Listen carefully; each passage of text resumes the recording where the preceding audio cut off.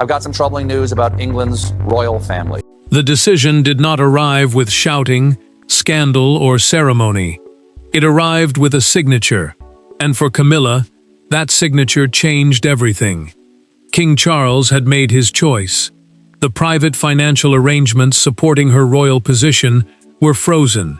Discretionary palace funding was suspended, and access to several accounts tied to her official household was immediately restricted.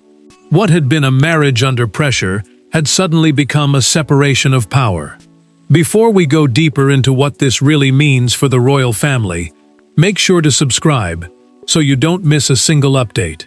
Charles knew exactly what his signature would do. He read the final paragraph twice, held the pen above the page, then signed and set it down without speaking.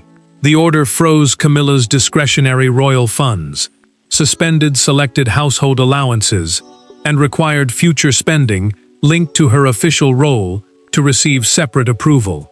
Discretionary funding simply means money available for non-essential choices, such as extra hospitality, staffing additions, travel upgrades, and costs not automatically protected as core royal duties.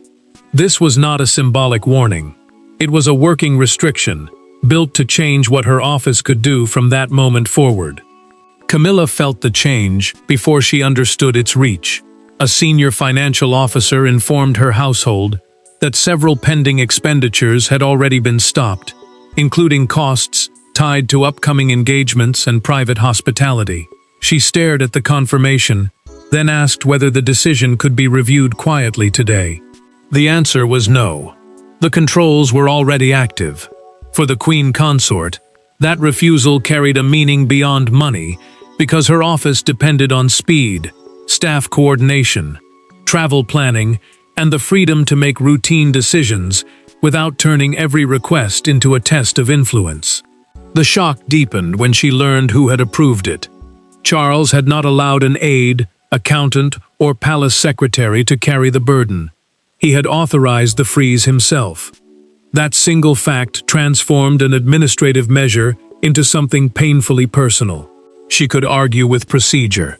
She could challenge a recommendation. But she could not pretend this had happened around the king rather than because of him. Silence now became the most dangerous thing in the palace. Camilla did not immediately call him. Charles did not send another explanation.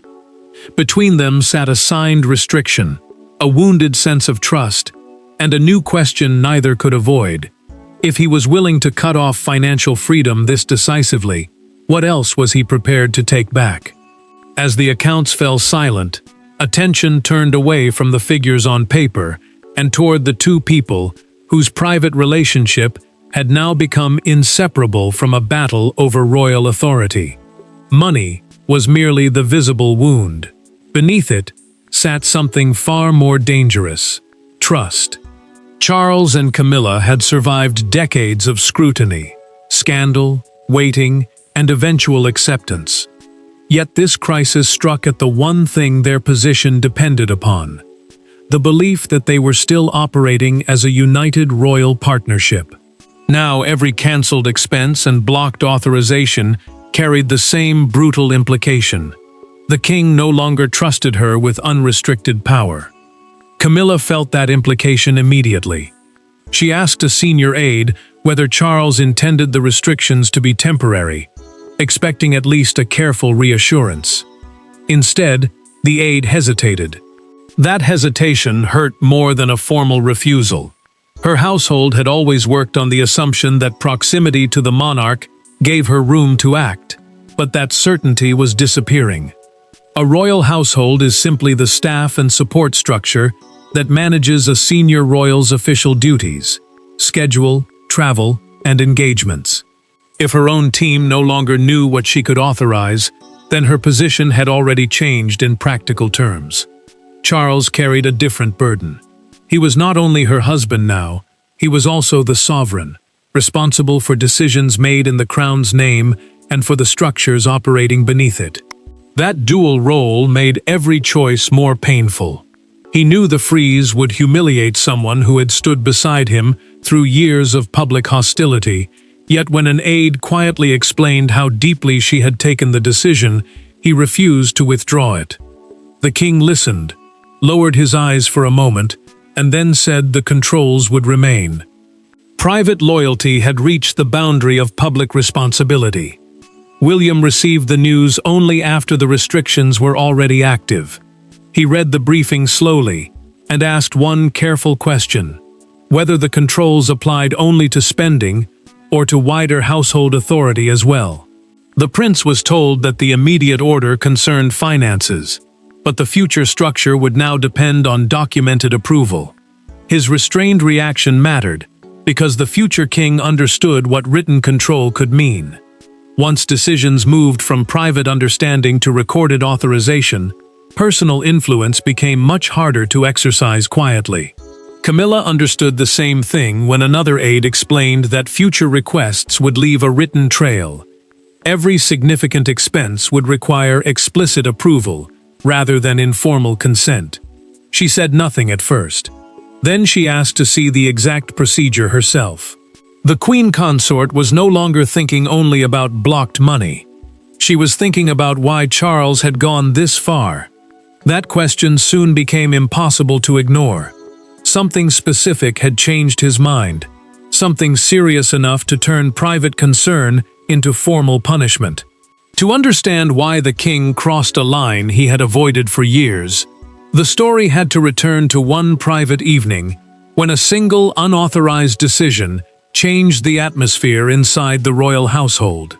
Every palace rupture has a moment that looks ordinary until history gives it meaning.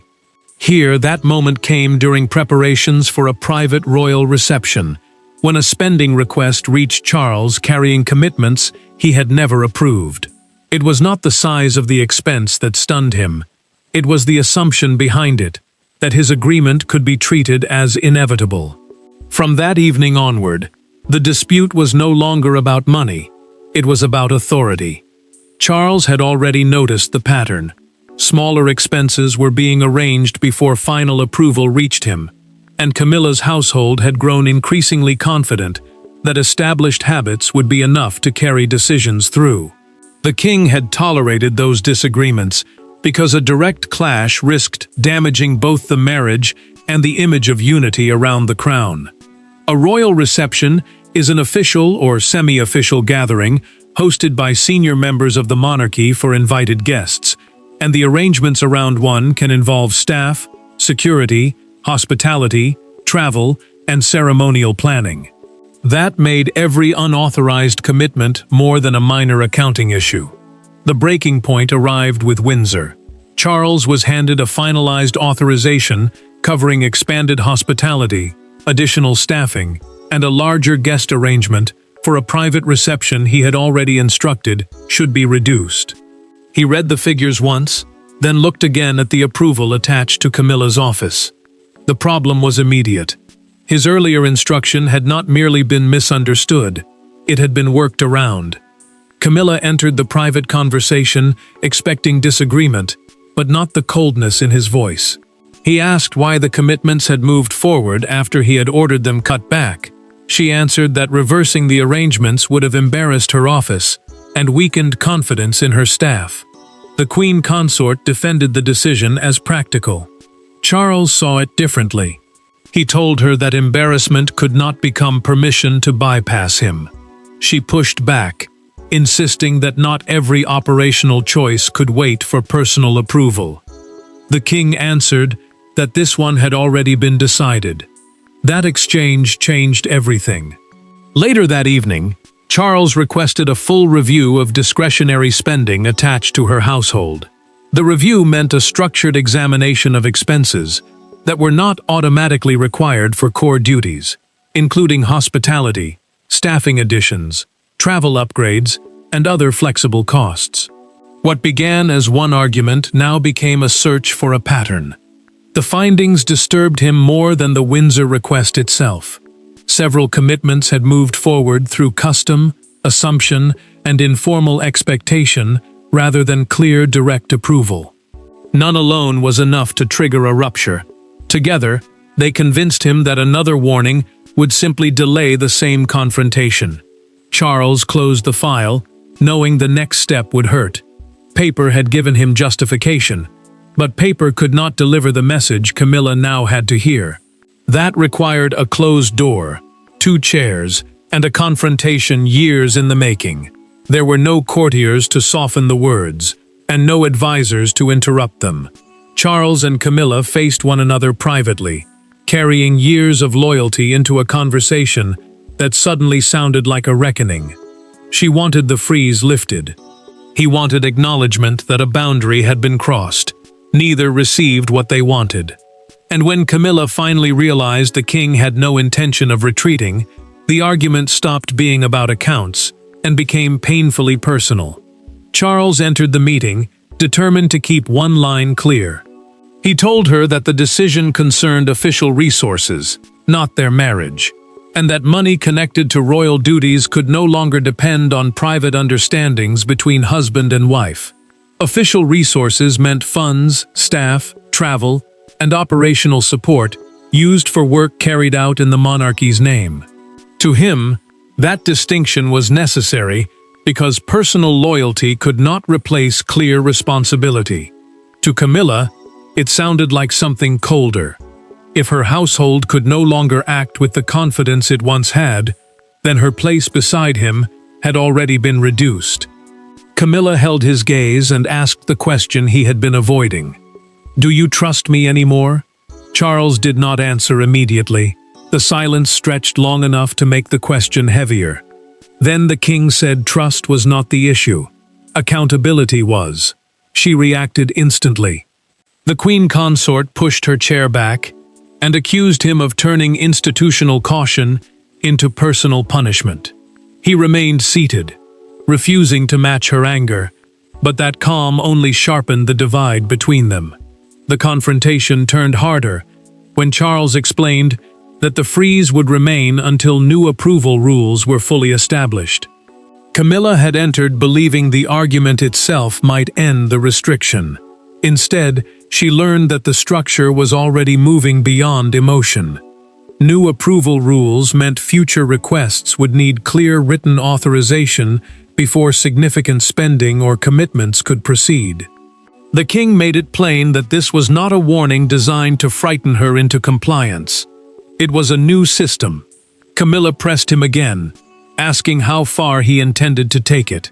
His answer landed harder than anything before it. If anyone attempted to bypass the controls, he would consider restrictions beyond finances.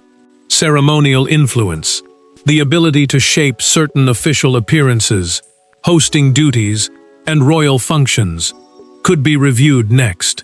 She went still. For the first time, the queen consort understood that the dispute could touch not only money, but her visible place within royal life. Charles watched her leave without calling her back. She walked away believing the decision belonged entirely to him, but the truth was colder. Outside that room, the new controls were already being enforced by people, procedures, and signatures strong enough to survive even if emotions changed. The door closed on their argument, but beyond it a far colder process had already begun. One built not on feeling, but authorization chains, written control, and the quiet machinery of permanence. Charles may have signed the order, but one signature could not police an entire royal household. Behind the decision stood a tightened chain of authority, designed to prevent exceptions, favors, and quiet reversals. For Camilla, this was where the true scale of the blow became clear. She had not merely lost access to money. She had lost the assumption that closeness to the king would automatically open the doors around her. Charles kept the new structure deliberately narrow. Discretionary requests from her office now had to pass through formal financial scrutiny before they could move forward. That simply meant significant, non-essential spending had to be checked, recorded, and approved rather than treated as accepted because of past custom. The king wanted fewer people involved, not more, because a wider circle would invite factions, gossip, and competing loyalties. He was trying to control the damage while also making sure the restriction could not be quietly weakened behind his back. William reviewed the arrangement with careful restraint.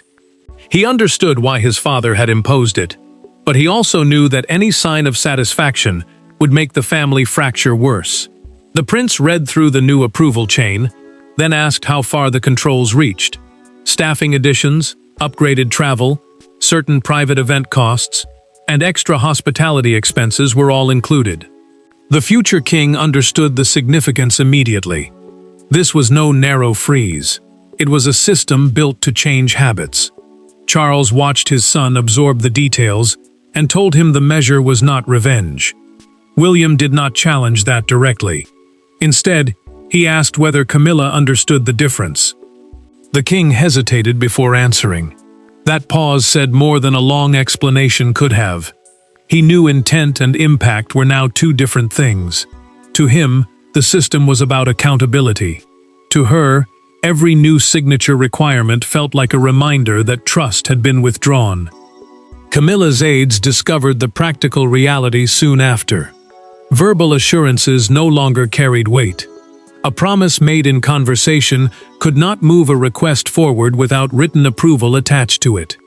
She listened as one aide explained that even routine additions would now require documentation.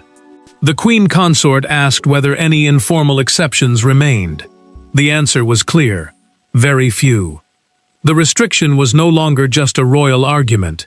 It had become a daily operating rule, and that meant everyone around Camilla could see the difference.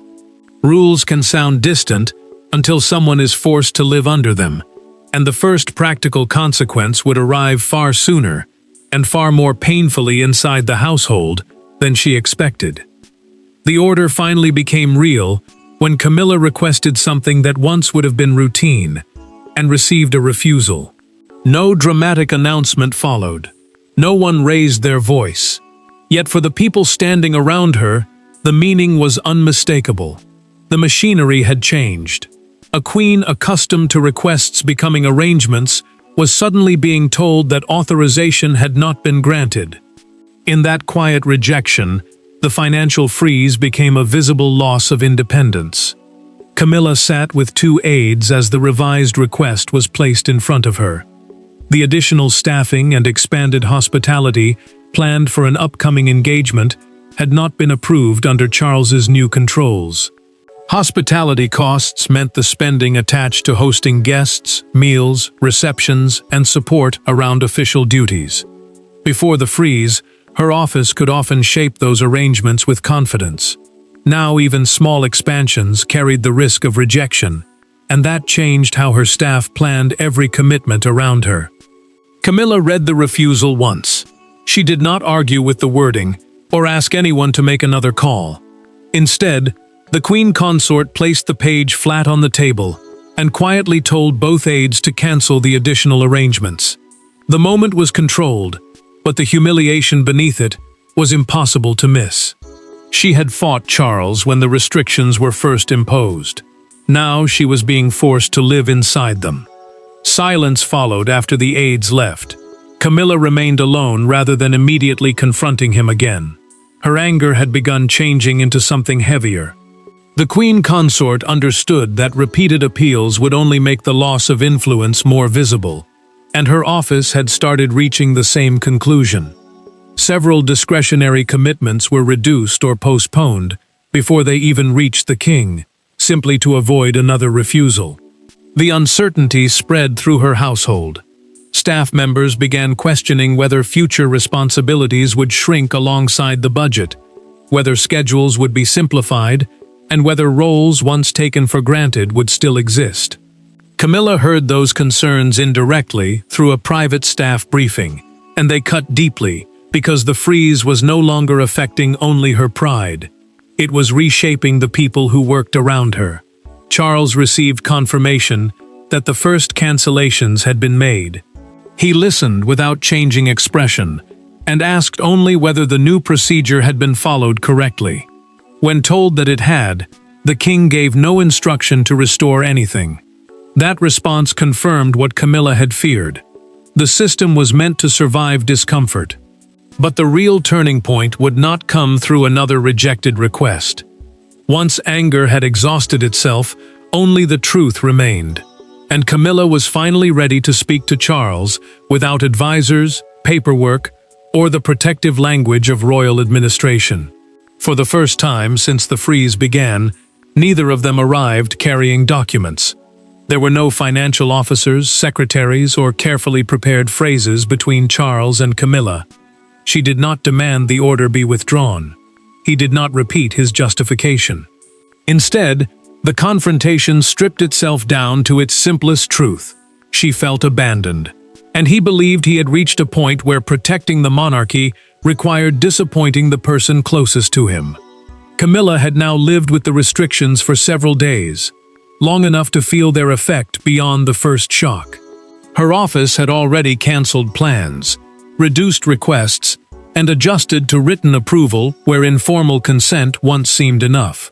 The financial controls were no longer just a threat. They were the working rules governing what her household could spend and how it could operate. Charles knew that too. The king could no longer pretend the decision existed only on paper, because its consequences were now moving through schedules, staff choices, and the daily rhythm around them. Camilla spoke first, but her anger had changed. She told Charles that the deepest wound was not the freeze itself. It was discovering the full extent of his decision through implementation rather than hearing it directly from him before the controls took effect. The Queen Consort said that by the time she understood what had happened, other people already knew what she could no longer do. That humiliation, she admitted privately, had made the punishment feel colder than he may have intended. Charles did not defend the method immediately. He admitted that he had feared discussing the order beforehand would turn accountability into negotiation. The king believed that if the decision became another private argument, the same pattern would survive behind compromise. But he also acknowledged something he had resisted saying before. The way he imposed the restriction had created a personal wound. He had protected the firmness of the order while damaging the trust around it. Camilla finally stopped fighting for the old arrangement. She told him she would not challenge the restrictions, provided her essential official work remained protected. Charles assured her that the freeze was never meant to erase her from royal life. It was meant to separate her status from automatic financial freedom. Essential duties would continue. The Queen Consort accepted that distinction, not happily, but clearly. The tension between them softened without disappearing. For the first time, they had reached a private truce instead of another argument. But the relief would not last.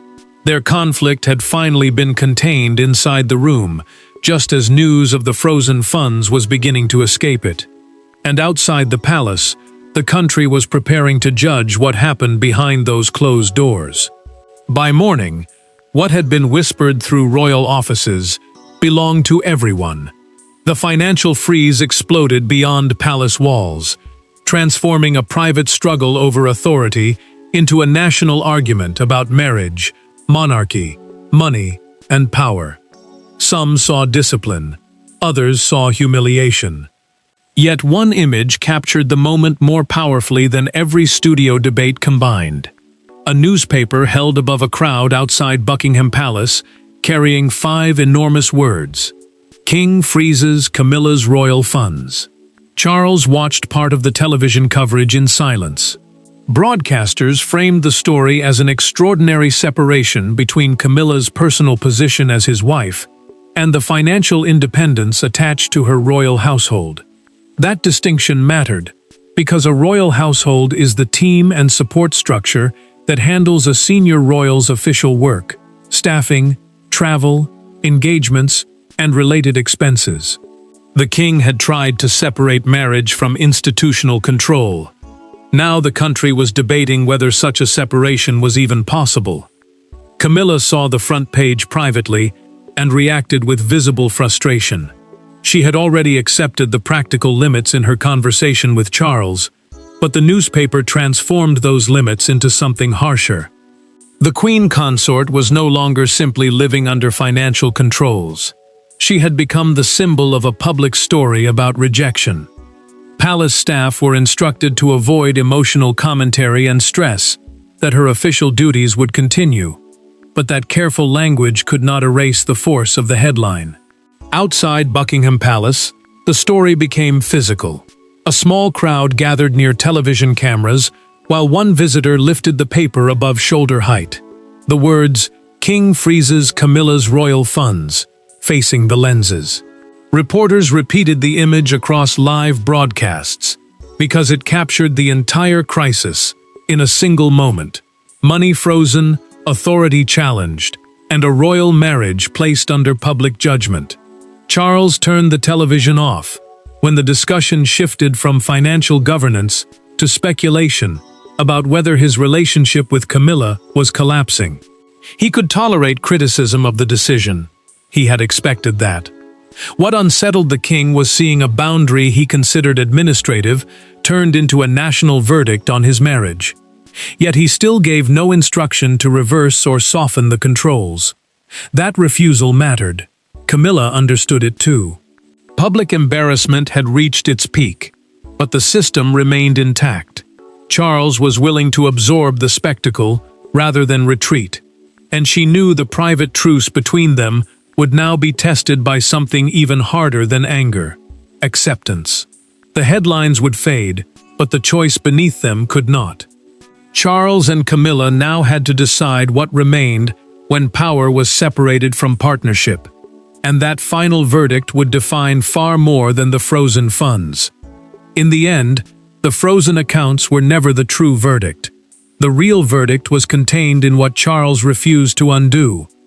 Camilla remained beside him, but the assumption that marriage guaranteed unrestricted royal influence had been broken.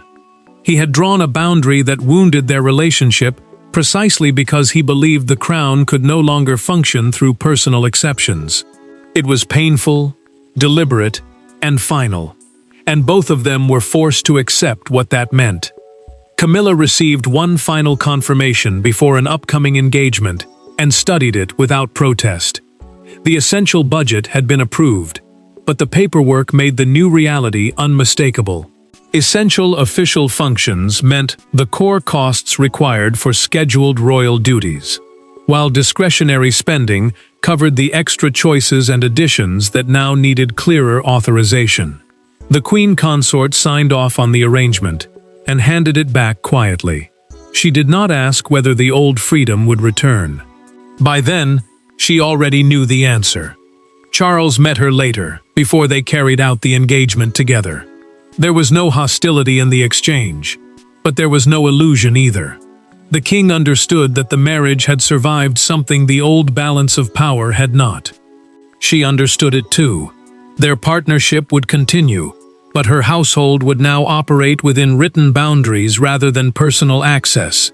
And that mattered, because it placed duty above assumption and structure above privilege. Camilla made her choice in that acceptance. She could have kept fighting every restriction and turned each approval into another private battle.